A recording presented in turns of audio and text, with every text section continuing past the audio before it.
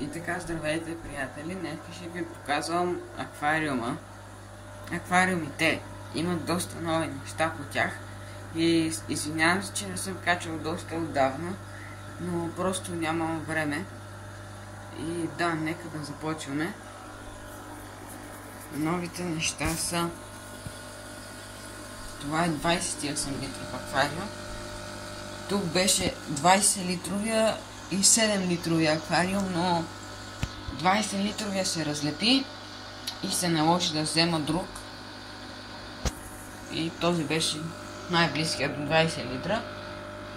И да, тук отгоре може да видите стар аквариум, който е доста стар.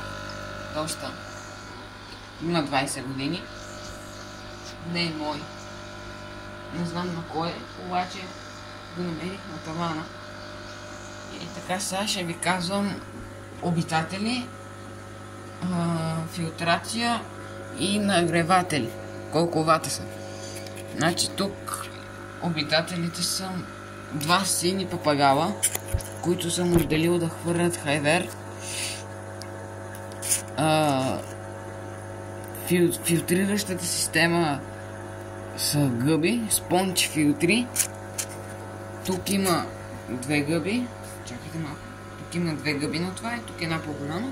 Така че 3 гъби, което е предостатъчно за 28 литров аквариум с 2 риби.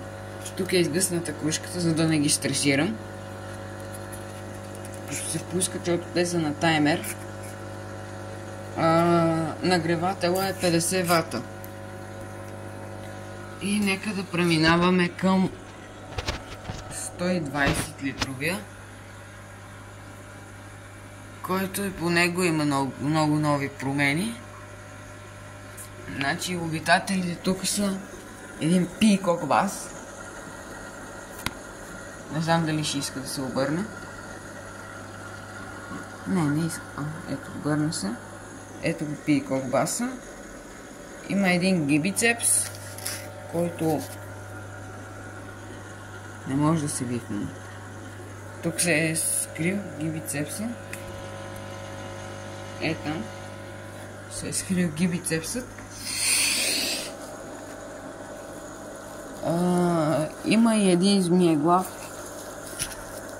чан на Белехери Му, който се е скрил много.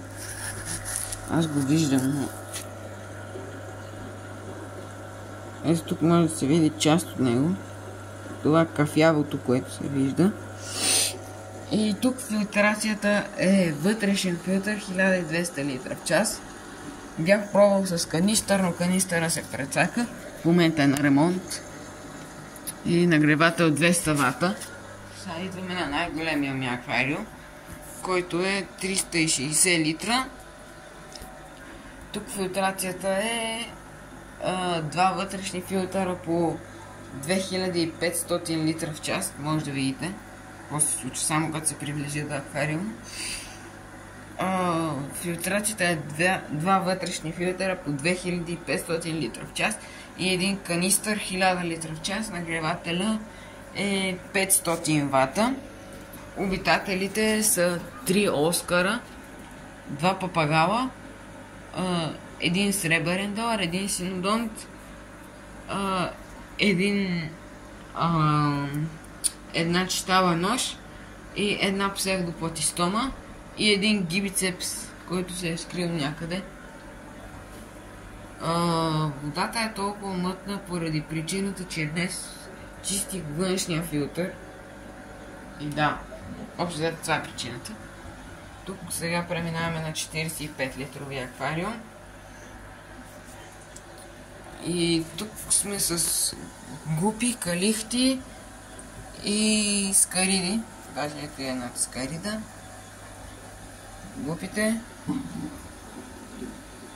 Тези си. А тук е 7 литровия, него няма да ви го показвам, защото бях хванал малки гамбузи за тука, за едрите хищници, но нещо им се случи и умряха. Тъй, сега ще ви покажа една новост, един нов аквариум и да ходим до другата стая. Бам! И ето го другия аквариум. Този аквариум беше морски, но рибите нещо им се случи и умряха.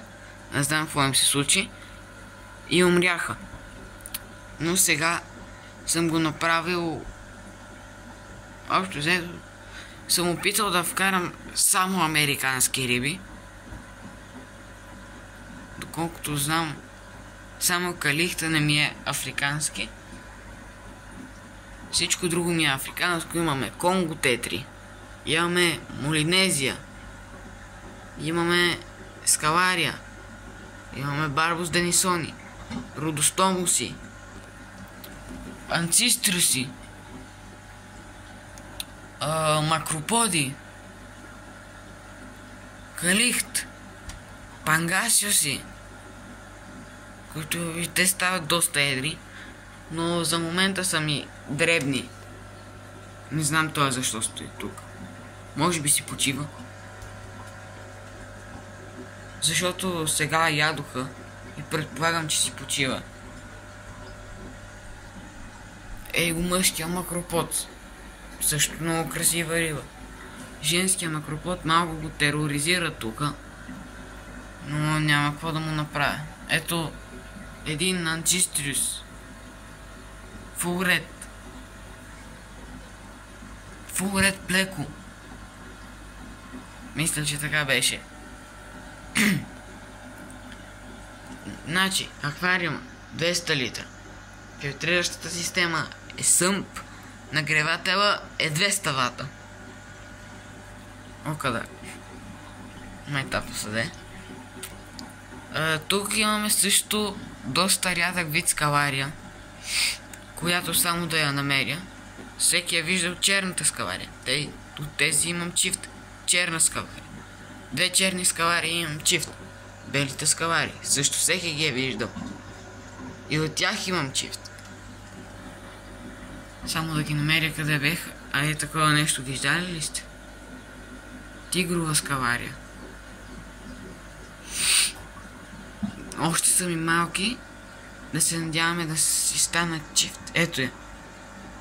Вижте каква е красота.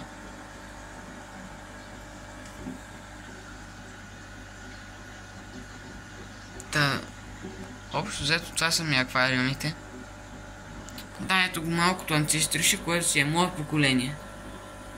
Беше в 45-ицата, но реших да го пусна в 200 литровия и да видя какво ще се случи. Дали ще го изядат.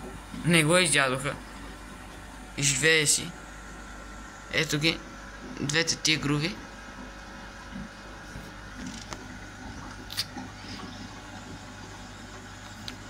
Преди не знам дали помните, имах барбус торпедо и двете умряха. Или бунеро ред още. Му казват на барбус торпедото. Той на това му казват барбус торпедо. Но това си е барбус денисони според мене.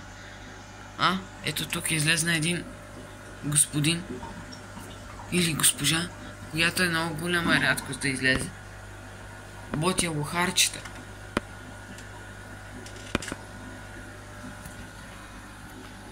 И общо взето да, това ми са рибите. Тук имам един подарък, който ще ви го покажа сега след малко. Също е с риби, които не могат да живеят наистина в един аквариум. И аре да ви го показвам. И ето я картината, която ми е подарък от брат ми за рождения ми ден. Тук на тази картина виждаме син папагал, Акара Буелектрик, Арована, Оскар, това забравих, Полиптерус, това тук е Флауърхорн, Пикок бас, Пирания Редбели и Алигатор гар. В смисъл всичко Пикок бас, Алигатор гар и Оскар и Арована могат да живеят в един аквариум. Но При Peacock Bass, Alligator Gar, Arovana и Astronotus, като сложиш Акара Blue Electric и Син Папагал, който видяхте преди малко, който е доста малък, считайте, че до 2-3 дена нищо няма да остане. А пък пираниите, редбелите, нали сте гледали филми и знаете какво се случва, всъщност не е така. Това, за да ви изядат пираниите, трябва да има много предпоставки. Но са доста скъпи и в момента не мога да си ги взема. Ай, нямам в момента къде... И ето това ми е мечтаната риба. Flower Horn. Може би ще си взема. Като събера малко повече пари. Ще си взема Flower Horn. Ще го гледам сам в 360 литра. В 360 литровия ще го гледам. Има проекти, които ще правя, но няма да ги издавам. А имам и един малко по-друг кът. Сега ще ви го покажа. И ето го други кът. Малко ловно. Тази картина ми е подарък от дядо ми, който почина. Тази картина съм си я купувал аз. От Албена, доколкото си спомням, си я купувах. Също този и този календар. Не, само този. Само този също ми е подарък от дядо ми, който почина. А този е календар от миналата година, който Войчо ми подари. И този календар ми го подари също Войчо ми. Да, това е другото мое хоби. Нещо като лов. Само че Airsoft. Да. И това ще е за днес, хора. Ето ми пак. Не. И ето ме, хора. Това ще е за днескашния клип. Може да видите. Twitch Fishing. Не е платена реклама. Но много гледам. Неговите риби са по-яки от мен. Ако искате, отидете и се абонирайте за неговия канал. Той има доста големи монстери. И така, хора, мисля да приключвам днескашния клип и чао!